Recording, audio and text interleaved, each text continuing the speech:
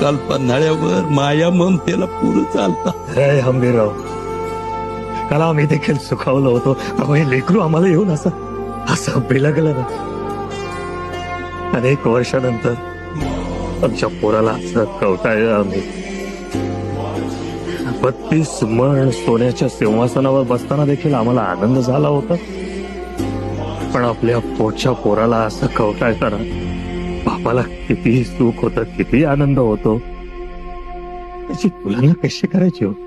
काय तुझी माया सांगू श्रीरंग, फार लवकर प्रौढ केलं हो आम्ही त्याला. तुझी माया राजकारणासाठी सतत त्यांना भेटीला धरलं, सतत पणाला लावलं. ते लेकरू मात्र स्वराज्याचं ध्येय घेऊन पळत होतं, धावत होतं. पण त्यांच्या मागे मात्र बदनामीची राळ उडवली जात होती.